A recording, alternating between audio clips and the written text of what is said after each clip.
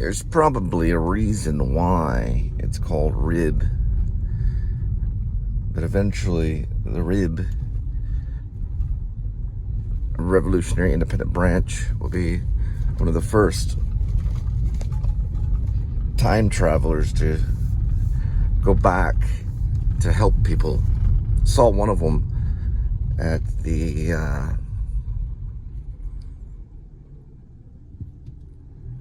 washateria over here.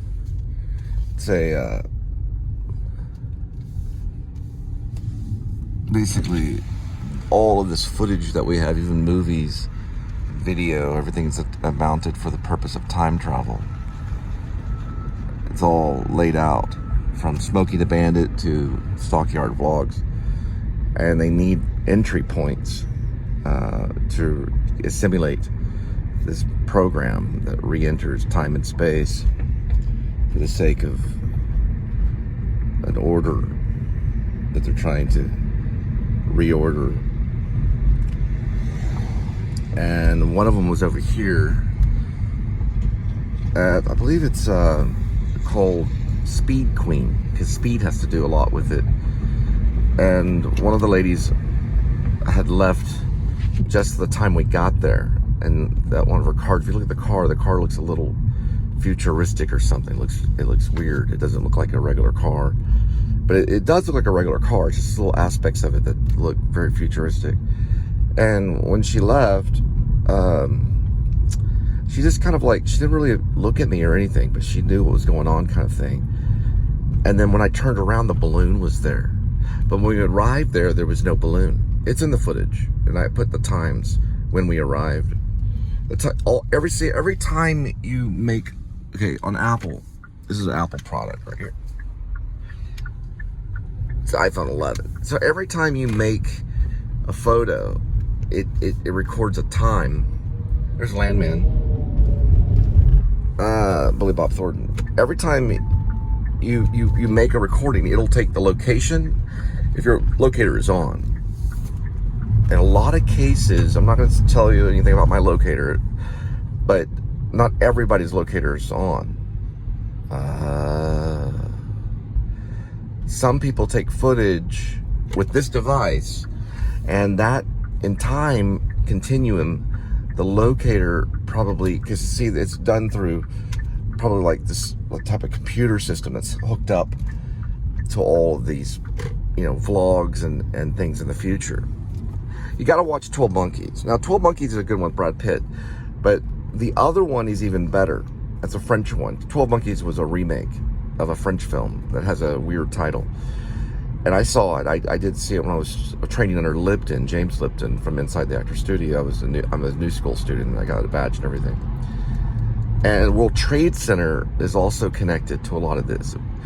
It's all got things to do with portals to hell and time travel. And like when the World Trade fell, okay, it's actually on a portal of hell. A lot of people know this. And you can see some of that. And I flew over it because I went back to get my computer. I didn't leave until May. So it was like, it fell September 11th, 2001. So that's September 11th, 2001. So I stayed October, November, December, January, February, March, April, May. And then I returned in May and flew over it and saw the two portals right there where the two buildings were. Those are literally two portals to hell.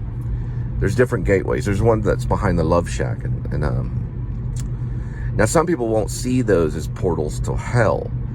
They'll see it as like entry points, right? And she drove away and everything. I looked up and boom, the balloon was there. So it has to do when they enter, okay? Because time travel is for real. When they enter into, I guess, time and space or whatever it is, things slightly change. Like something may go missing. Have you ever had something just go missing? And then you find it again, you're like, what? Where was that? I just looked for that. And then all of a sudden it's there again.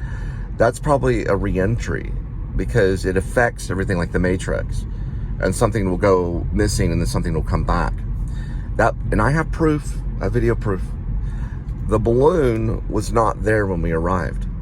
It's in the video. Now you could say, oh, okay, I edited that and all that stuff. Look at all the continuity that I came up with, okay? When I was editing, okay? That cost millions of freaking dollars.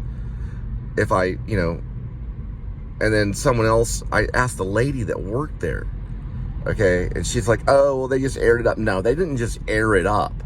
You don't just air up a big balloon like that, although there is a time between an hour. And why air up the balloon in the middle of the day? Or why just go, okay, we'll just air up the balloon. They're from Louisiana. And whenever I was driving around, back in the day when I was doing rideshare, I remember saying timers, because I'd be driving and all of a sudden someone would be like in my blind spot, and I'm, and I would see them, and I'm like, who's those people? They were timers. And I think RIB is connected to a lot of that, because there's a theory that would probably put in RIB. Who it comes from is probably Doc Shelby. Yeah, it's probably Doc Shelby's theory. But it's also a theory I came up with called NE equals dm cubed times c squared. C stands for light. Dm stands for dark mass, or dark matter. Dark matter cubed times the speed of light squared is showing a relation between dark matter and light. And NE is showing a relation of non-existence, where Einstein was talking about, you got it, energy, which is existence. When you're dealing with time travel, you just simply are dealing with the opposite. It's not really time travel per se in scientific terms, but we call it time travel as we know it. This is more of a recreation theory, but we have to understand non-existence in order to understand how to recreate. Okay, some say, like we say, procreate. Procreate's different because that has to do with more biological. This is recreation. It's all connected to computers and stuff, and way in the future. So they're recreating and they're ordering things probably for political reasons and stuff. And they just show up. Now, why do we write about it so much? Why is there so much literature about Back to the Future is popular? You got, I can think of really odd time travel movies. There's one, I think it's called Millennium or something like that. It was a long time ago, like 1980s. It was really cool when I saw it. It talked about how there's this energy thing that's almost like an atom it's not necessarily an atom, but it's like a particle. It's called a Z particle, and it can skip from one area to another area. All of that stuff will be refined and form into a creation of time travel. But it's very hard to find them, but they're usually, like, the cars are like too clean. And they can actually use a car, I believe, to time travel. I think that's actually true. It can be sent to them. Just like in James Cameron's Terminator, if I'm not mistaken, the machine was sent back in time. It was actually a machine that was regenerated, and it was controlled by a computer. He was really right on cue about the logistics, or at least the theory of thinking of how this will be. And could there be a war, or is it political, or what is going on? I don't know. But I'm sure that they're on cue on that.